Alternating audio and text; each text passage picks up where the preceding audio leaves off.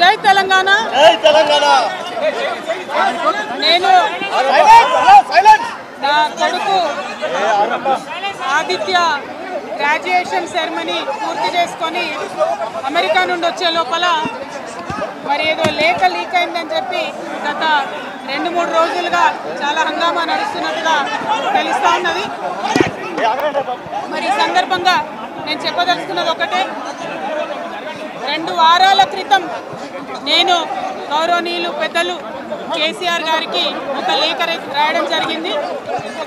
నేను ఈ విధంగా కేసీఆర్ గారికి ఇదివరకు కూడా నా ఒపీనియన్స్ ఎప్పుడున్నా కూడా లేఖ ద్వారా చెప్పడం జరిగింది. అయితే ఈసారి నేను మొన్ననే చెప్తున్నాను, కుట్రలు కుతంత్రాలు జరుగుతూ ఉన్నాయని. నేను చెప్పిన కొద్ది రోజుల్లోనే మరి నేను అంతర్గతంగా కేసీఆర్ గారికి రాసినటువంటి ఉత్తరం బహిర్గతం కావడం అన్నది, ఇది మరి ఏం జరుగుతుందో అన్నది పార్టీలో ఉన్నటువంటి మనందరం, తెలంగాణ ప్రజలందరూ కూడా ఆలోచించుకోవాల్సినటువంటి విషయం. నేను వేరే ఏం విషయాలు చెప్పలేదు. నేను కేవలం పార్టీలో ఉన్నటువంటి అన్ని స్థాయిలో అనుకుంటున్నటువంటి విషయాలు.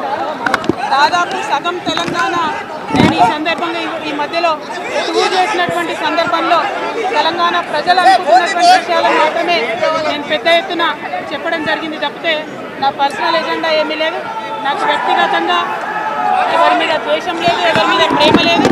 కానీ నేను రాసినటువంటి లేఖ చాలా అంతర్గతంగా పార్టీలో మా నాయకుడికి రాసినటువంటిది. అటువంటిది బహిర్గతమైందంటే మరి దాని వెనుక ఉన్నది ఎవరు అనేటువంటిది ఆలోచించుకోవాల్సినటువంటి సందర్భం.